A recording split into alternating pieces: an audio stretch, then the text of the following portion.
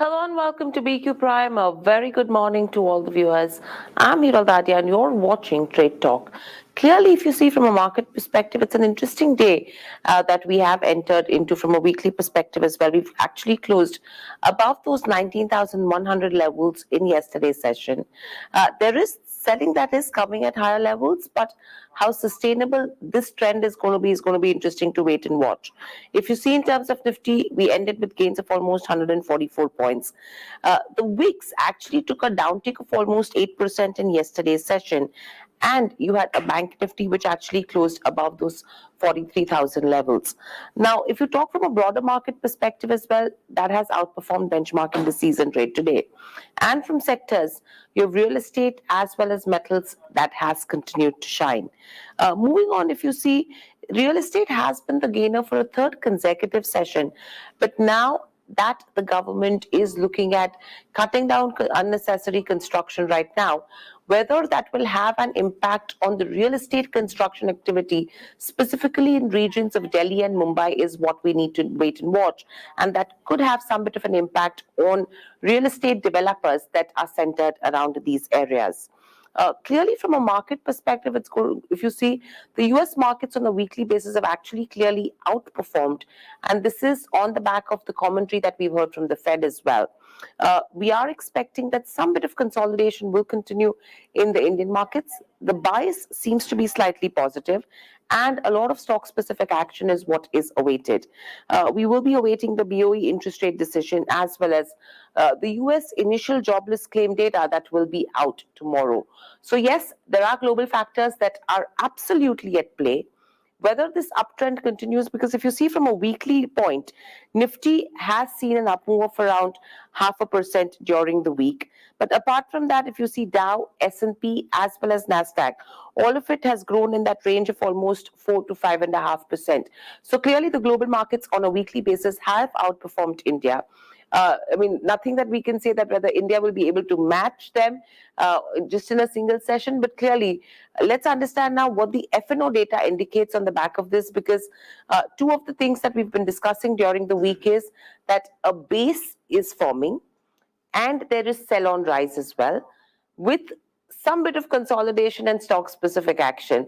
Now, what the numbers indicate from an F&O perspective, let's head across to Agam to understand more on it. Agam, good morning. Good morning. What is it looking like today? Hiral, we've started to see a very quiet short covering. Yesterday was one of those days where we, in fact, saw a good up move. And on an intraday basis, of course, despite the fact that it was a weekly options expiry, we really didn't see too much movement on an intraday basis, but we did see that gap up. And the Nifty held on to those levels. At the moment, we are seeing fresh longs building in as well. Because if you just look at the futures data, we're starting to see some increase in OI towards longs, even as the indices advance and snapped a two-day losing streak. For now, as far as the Nifty is concerned, in terms of the range that we're keeping an eye on, is a 500-point range as we move into the next week's expiry, with 19,000 on the lower end, the 19,000 specifically having max OI, and on the higher end, we're looking at 19,500. And coming down to the bank Nifty as well, we are keeping an eye on 44,000 and 43,000. So that 1,000-point range also shifts higher with a considerable amount of base building around the 42,500, 43,000 mark. At the moment, we're seeing a lot of activity as well return to the mark above 43,000. So that's something that we're going to watch out for. At the moment, it does seem like we're starting to see some longs return to the system. Base has been formed, but we're just going to have to wait and watch whether that sell-on rise follows through over the course of the next 3 to 4 sessions. Absolutely. And with this, Agam, if you see the VIX as well, that's cooling off. Yeah. So probably that's giving some bit of a comfort to the investors as well, Absolutely. Right? Yes. Yes. So let's watch out for this week as well and the following week how that pans out. Thanks for getting us the numbers in terms of what markets could look like. But let's quickly move on to individual stock specific action. You have a Tata Motors that reported numbers post market as yesterday. Overall, if you go to see the supply side issues that the company was facing with regards for JLR, that has eased. From an Indian market perspective, the commodity headwinds have now stabilized as well. Let's understand, what it means for the company and whether numbers have met street expectations or not. Vinay is joining by to get us more. Vinay, good morning. What is your read of the numbers released by Tata Motors? Good morning, Hiral. So, as you said, that because JLR's performance impacts Tata Motors' performance quite considerably. So, as JLR did well in the quarter, the Tata Motors also did well. So, they reported profit for the fourth consecutive quarter, but missed analyst estimates. So, this could be on because of the higher raw material costs. Uh, while it has increased compared to the previous year, if you compare sequentially, the raw material cost has declined. So there could be this could be the reason of missing the estimates. And if we talk about the profit for the fourth consecutive quarter, so it is highly because of the JLR's performance, whose sales rose 29% in the quarter. And but if we look at the Tata Motors business in India, the passenger vehicle sales declined 2.4%, while commercial vehicle sales rose 3.5%. So there was a bit of mixed bag in the Indian business. Uh, the revenue jumped 32% on higher JLR sales, and margin expanded significantly to 13.1% from 6.99% in the quarter. Right. Thanks, Vinay, for getting us the details. In fact, two of the brokerages that have come up with reports, you have a CLSA, which has actually maintained a buy rating, and they have a target price of 803 on the counter. And apart from that, you have a Morgan Stanley as well, which has an overweight rating, and a target price stands at around 711 on a Tata Motors. If you see, from here on, the auto pack will be interesting to see in the third quarter as well, because the festive season, the Diwali, has shifted to the third quarter. So a lot of the up move that we could have seen probably in the second quarter has now come into the third quarter. So watch out for these numbers also pretty closely in trade. Moving on, a lot of other mid-cap and small-cap companies have reported numbers. Bombay Dyeing has been an interesting one that is on our radar on the back of the land parcel deal that they have clocked. Moving ahead, let's understand from Varsha what the numbers look like for Bombay Dyeing as well as the other mid-cap and small-cap companies. Varsha, good morning. Which is a hit and which is a miss? Good morning, Hiral. So, like you said, Bombay Dyeing. So, let's start with that company. So, revenue was down 41% to 440 crore, but EBITDA was up 90%. Now, margins were 3.5% versus 1%. Now, this was because the total expenses were down almost 33%. And if you see, the net loss narrowed down to 51 crore for the second quarter, and company had posted a net loss of 93 crore a year ago.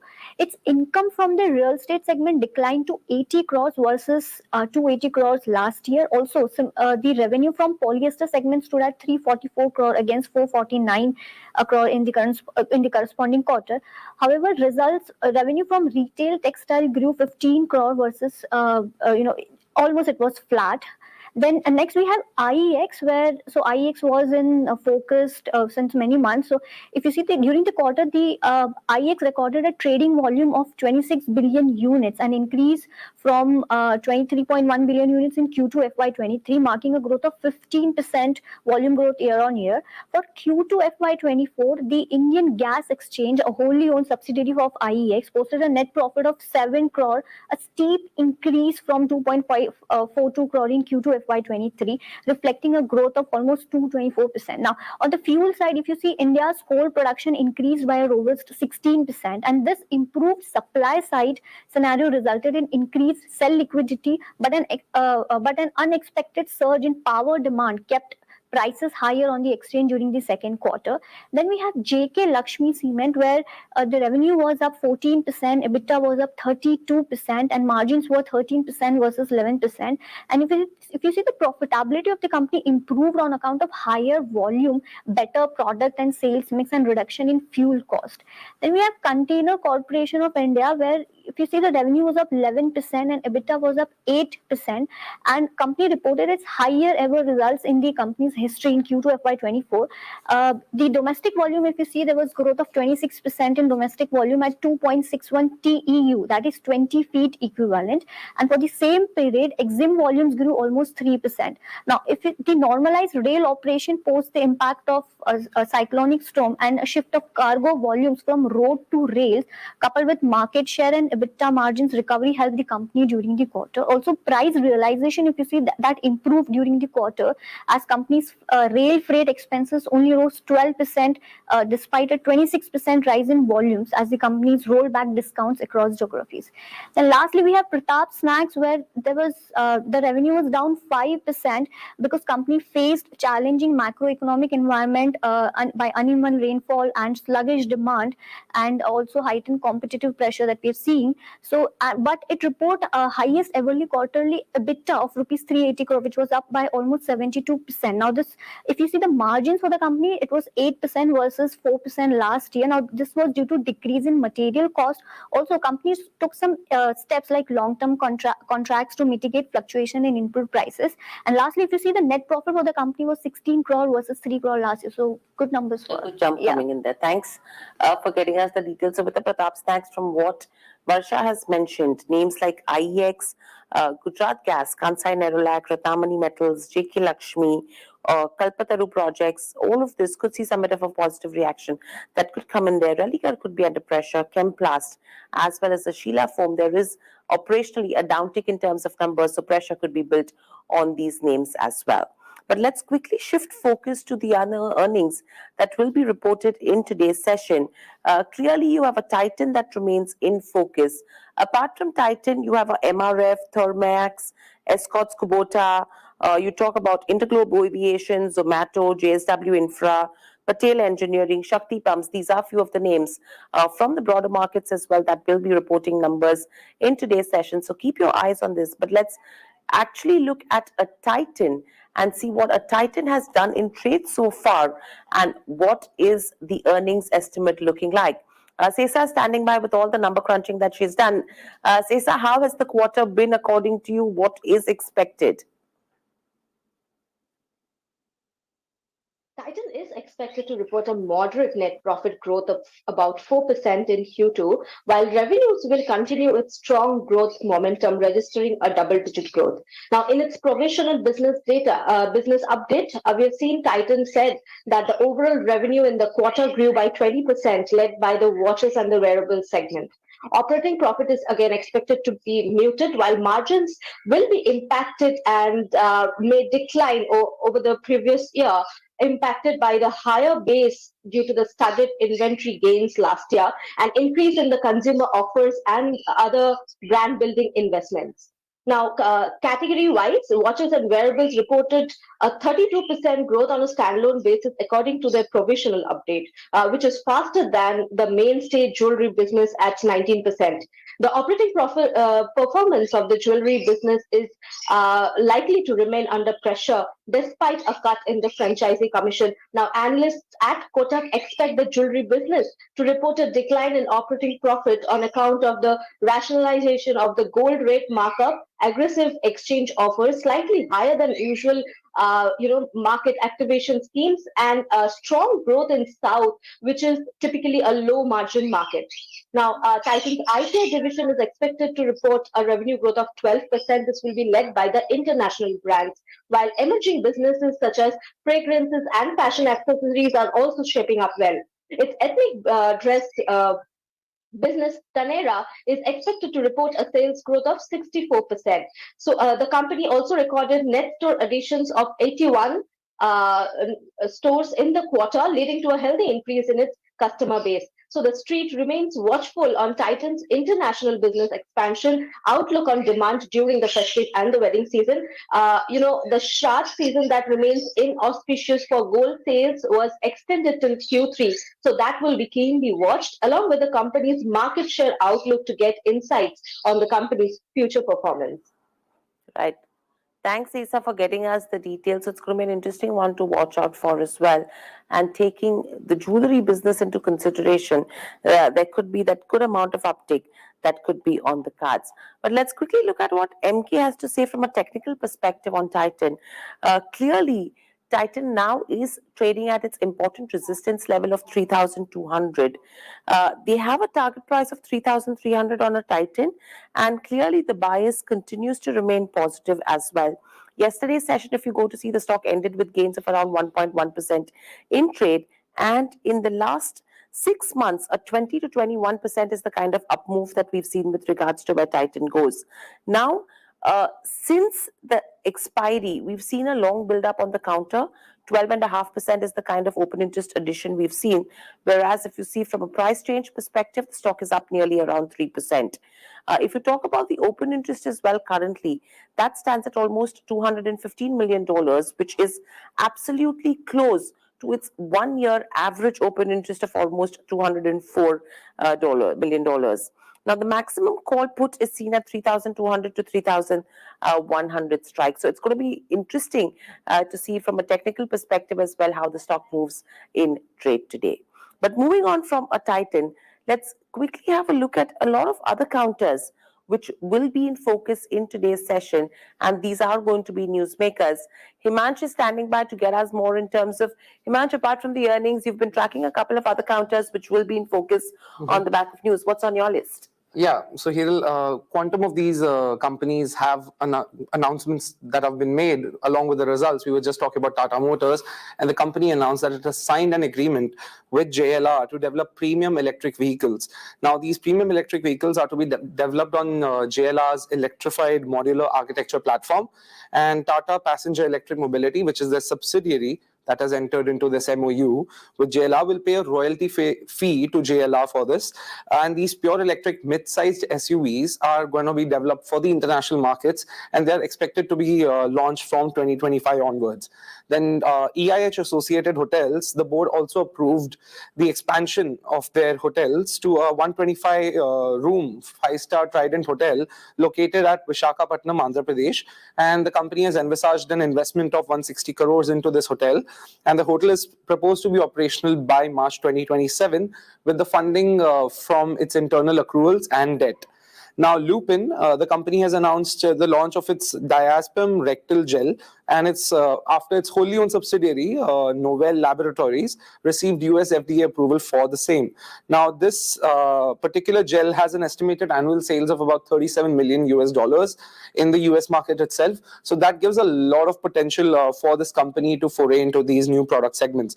Now, then you have JK Lakshmi Cement, where the company has approved, the board has approved the capacity expansion of its existing grinding unit in Surat and putting up an additional 13.5 lakh tons per annum to their existing capacity, and this expansion will require an additional capex outlay of about 225 crores, and the capacity will be added over a period of 2 years. Then you have L&T and Bajaj Finance, both of the companies have raised funds. L&T has issued and allotted about 1.5 lakh non-convertible debentures aggregating up to 1,500 crores, which mature on May 2nd, 2025. And Bajaj Finance has raised up to 1,188 crores through preferential allotment of warrants to its promoters. Then you have a couple of deal wins and order wins, big ones here.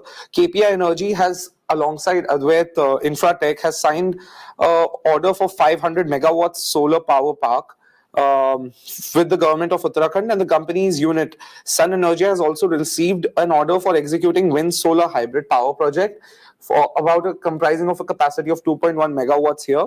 And then you have NBCC India, where the company has backed 2 work orders summing up to about 212 crores from Haryana government, and these are related to supply of equipment for medical colleges.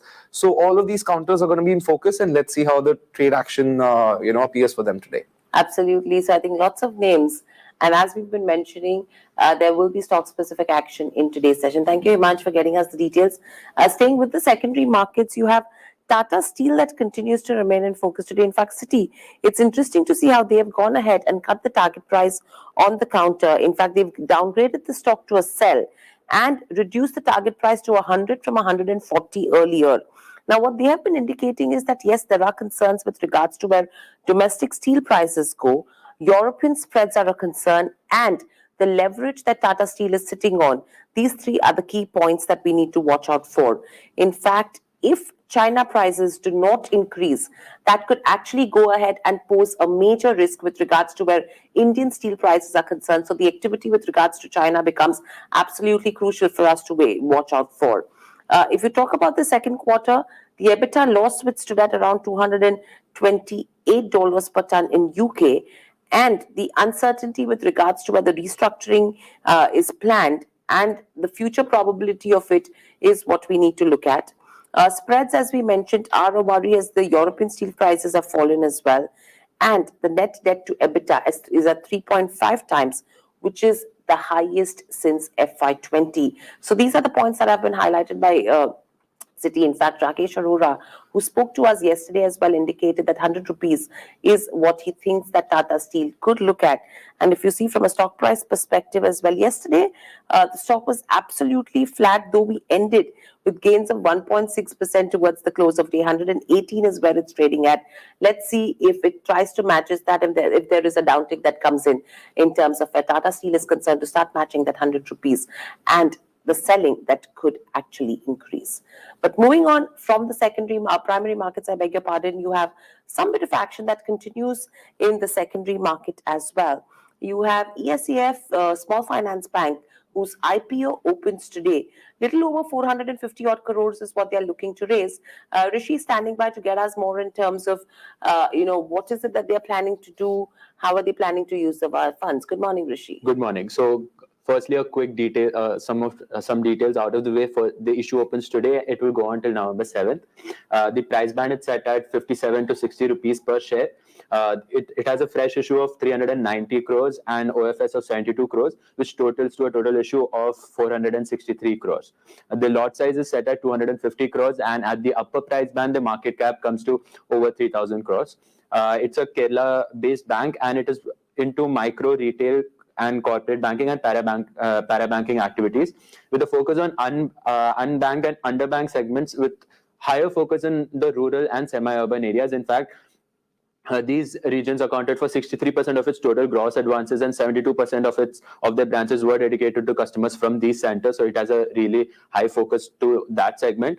Apart from that, it has about 700 banking outlets, with 62% of it remaining in southern India.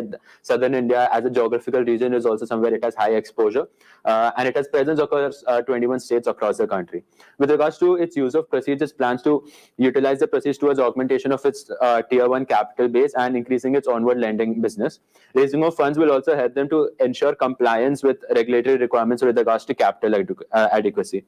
A quick snapshot of its financials: its AUM has almost doubled to it currently stands at 16,000 crores, and it has doubled from FY21. Similarly, its net profit has tripled from FY21, and it currently stands at 300 crores. Net interest margin has increased by about 200 basis points, and NPAs have declined quite substantially from 6.7% in FY21 to about 2.5% currently, and this is really significant considering the type of business that it is in.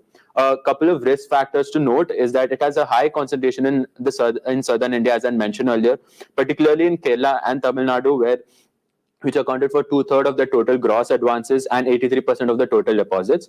Again, higher focus with regards to 75% of its total advances accounted for the unsecured loans, and with regards to the type of loans, 75% of the total loans were also micro loans. So that is also something to look out for. And also the attrition rate has been increasing. It currently stands at 24%. So that is also something to look out for. But overall, I think financials and the numbers look really strong, and because of a good exposure to southern India, which is, as an economically, it is doing quite well.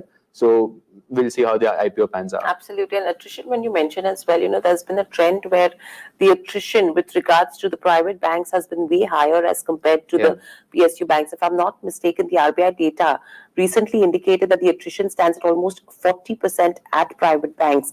And that is one of the concerning factors that we have been watching out for. PSUs, I don't think so. It's probably in lower single digits. So probably this is way better as compared to the 40% mark, which 26% is what you mentioned. Exactly, 24 to 26% is where this one stands at. So that's all the action that we have in terms of markets. Very quickly, in terms of Gift Nifty as well, 19,357 is what it is indicating. So it's an implied up move of around 100 points in terms of our markets opening. So let's quickly see what the day indicates, because there is a possibility that that positive trend probably could continue in today's session as well, taking cues from the global markets. That's all that we have on this session. Thanks for watching, and lots more lined up on the other side. Please stay tuned to BQ Prime.